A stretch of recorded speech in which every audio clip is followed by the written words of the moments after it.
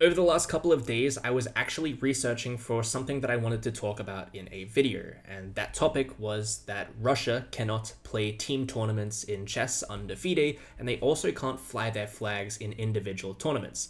I wanted to make a video on why Israeli players could do the same thing despite their military and political situations being very similar. I was actually very close to hitting record on that video. I'd completely finished all of my research on it, until I found out about 6 hours ago that FIDE had voted to lift all of the restrictions on Russian chess players. By the way, when I say Russian chess players, that also extends to Belarusian, however, there is far fewer Belarusian chess players than Russian ones. Before I do get into everything about today's video, it is undeniable that YouTube is going to censor the comments on this video quite a bit. It'll probably delete your comment if it thinks you're being too political, and I'll also have to comb through and delete some on my own if the comment is too hateful. But if you guys do want somewhere where you can freely and respectfully talk about this topic, I'll leave a link to my Discord in the description below. I always get accused of deleting comments on my channel. I literally never do this unless it was extremely hateful or YouTube automatically deleted it. But with all that being said, just yesterday, FIDE released this statement. It says FIDE General Assembly decisions regarding Russia and Belarus. We're first going to read the statement verbatim, and then I'm going to kind of summarize all of the points and go into them a little bit deeper. FIDE General Assembly mandates the return of all teams and fully restores the rights of youth players in line with IOC recommendations.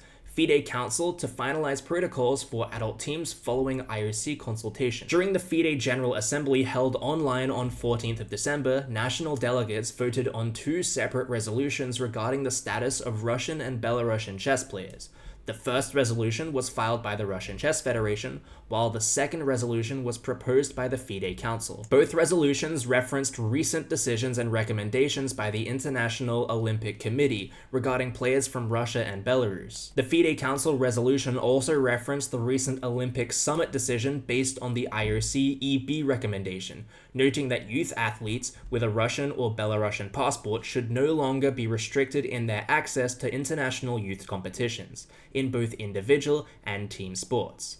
In addition, the standard protocols of the IF, or the International Sports Event Organizer, regarding flags, anthems, uniforms, and other elements should apply, provided that the national sports organization concerned is in good standing. The above principles should apply to the Dakar 2026 Youth Olympic Games and are recommended for adoption by all IFs and international sports event organizers for their own youth events. In a procedural outcome reflecting the diversity of views within the chess community, the General Assembly voted to adopt both the resolution proposed by the Chess Federation of Russia with 61 votes in favor, 51 against, and the resolution proposed by the FIDE Council, 69 votes in favor, 40 against. Following the results, delegates raised questions regarding the procedural interaction between the 2 adopted texts and their immediate application. Addressing these points, FIDE President Arkady Dvorkovich acknowledged that both decisions garnered the necessary majority and are valid expressions of the Assembly's will.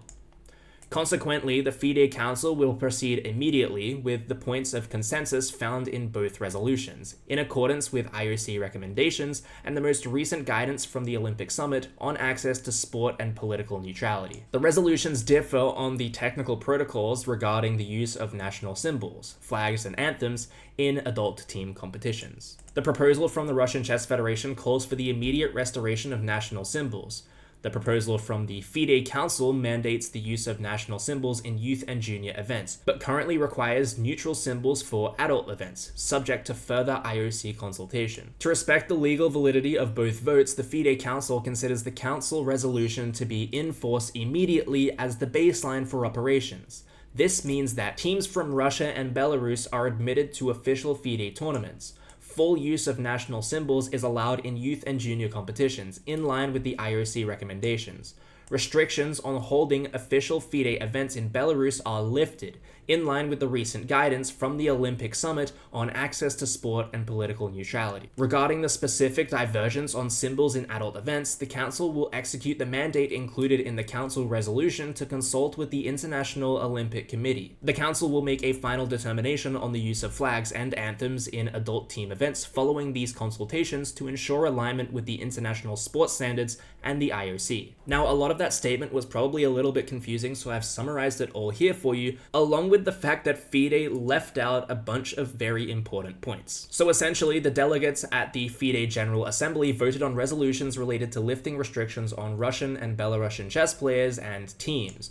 One resolution was proposed to FIDE by the Russian Chess Federation, whilst the other resolution was proposed by the FIDE Council. The resolution filed by the Russian Chess Federation included the removal of existing restrictions imposed in 2022, including the ban on national symbols like flags and anthems, and the exclusion of Russian and Belarusian teams from FIDE team competitions. The Russian Chess Federation wanted full reinstatement of Russian and Belarusian players and teams in all FIDE competitions from 2026 onwards, competing under their national flags and anthems. This proposal was placed on the General Assembly agenda by FIDE. The delegates voted on that proposal to completely lift sanctions and restore full participation, resulting in a 61-51 vote in favor of lifting those restrictions. As things stand, Russian and Belarusian restrictions due to the Ukraine conflict will be completely lifted at the beginning of 2026. Now, we'll get into if this is the right decision a little bit later, but what is a more important question is, was any of this legal? No. The vote on the Russian Chess Federation resolution was conducted by a secret ballot. Under the FIDE Charter, secret ballots are only permitted in very rare circumstances, like the Olympiad host selection or FIDE president selection. All other General Assembly decisions must be taken by open vote as set out in the FIDE statutes. You might be thinking, okay, FIDE didn't mention that this was a secret ballot, but Chris Bird did. Chris Bird is an international arbiter, somebody who is very reputable, and he tweeted, "So FIDE taking a vote to have a vote by secret ballot, which is against the FIDE statutes." Amazing. And you can see here, this is on the FIDE website, all votes on limitations regarding Russian and Belarusian chess federations shall be conducted by secret ballot. And if we go to the literal FIDE handbook 17.15, we can see votes on elections for the FIDE president and members of the council must be made by secret ballot.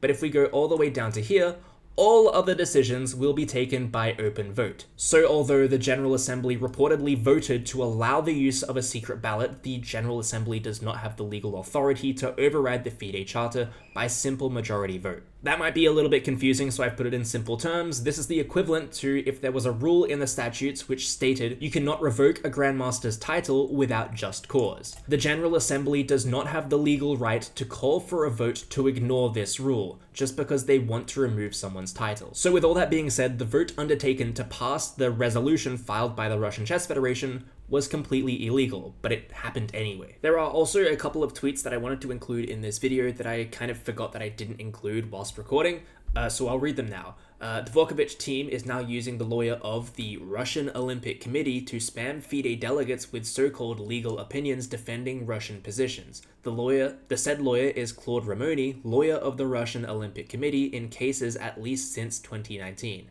As evidenced clearly even from pro-Kremlin sources. So FIDE is now employing the same lawyer that defended Russia from the anti-doping agency that got them banned from the Olympics for 4 years. We can keep reading. It says a lot that Dvorkovich, Martinov, and the other Russian officials of FIDE, with an obvious huge conflict of interest in this case, couldn't find any other third-party lawyers to sign such claims. Dvorkovich claimed in the beginning of his speech that he will remain neutral, but has turned his speech into hardcore Kremlin propaganda, and he implies that secret voting will be applied if delegates vote for it, which is against the FIDE Statutes Article 17.15, as all such votes should be open. This is the most shameful FIDE General Assembly of all time. Now we need to get onto, was the decision actually correct? Regardless of the legitimacy of the vote, should Russian and Belarusian players be allowed to represent their country via flags and team events? No. Russia launched a full-scale invasion of Ukraine on the 24th of February 2022. FIDE responded on the 28th of February, placing restrictions on Russian and Belarusian players.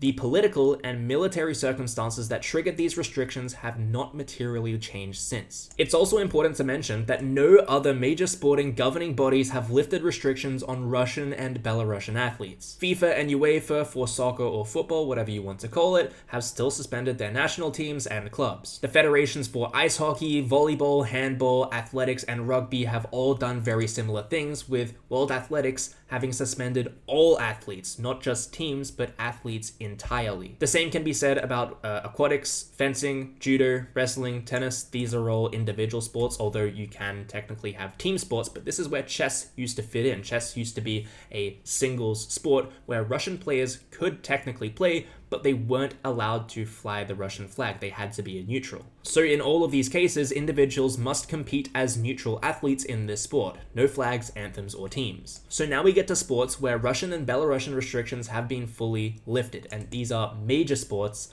There are two: chess and the UFC. The difference between chess and the UFC, though, is the UFC doesn't have a standalone governing body. They're regulated locally depending on where the event is held. The UFC is also not regulated by the IOC, which is why other combat sports have restrictions, but the UFC doesn't. So FIDE would literally be the first major sporting governing body to completely lift restrictions on Russian and Belarusian players. This is bad for so many reasons. I feel kind of stupid even listing the reasons that this is bad, but there has been no change to the conflict in Ukraine and Russia. There is absolutely no change from when FIDE imposed these restrictions in the first place. So this whole change, this General Assembly vote, is essentially FIDE saying, we don't actually care anymore. We don't care about this war, and we're going to let Russian players do whatever they want. But something that I wanted to mention at the end of the video was that it took FIDE just 4 days to impose restrictions on Russian and Belarusian players following the invasion of Ukraine. However, it's been 54 days since FIDE's statement on the passing of Daniel Naroditsky, which is this statement over here, where Arkady Vorkovich said, "Therefore, I, along with the FIDE management board, will formally refer all relevant public statements made by GM Vladimir Kramnik, both before and after the tragic death of Grandmaster Daniel Naroditsky, to the FIDE Ethics and Disciplinary Commission for independent consideration." Nothing has happened in 54 days since that statement was made. And instead of putting an end to the most tragic event possibly in chess history, they have instead conducted an illegal vote in order to unjustly remove all restrictions of Russian and Belarusian chess players. I honestly don't know what else I can even say about this. FIDE are honestly just the gift that keeps disappointing. I feel like I have not been impressed by a single thing that FIDE has done since I started playing chess. I feel like a lot of people will probably think the same thing.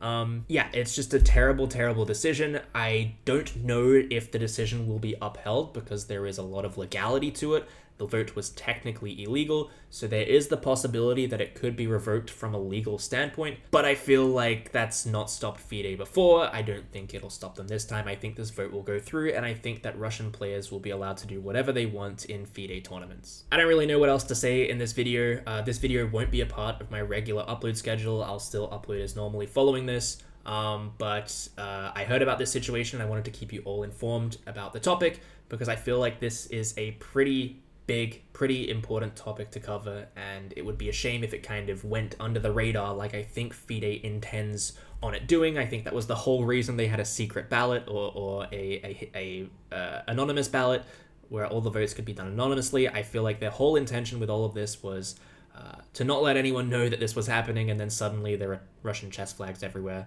and it's too late by the time everyone cares about it. But yeah, let me know what you guys think in the comments below, and I'll see you all in the next video.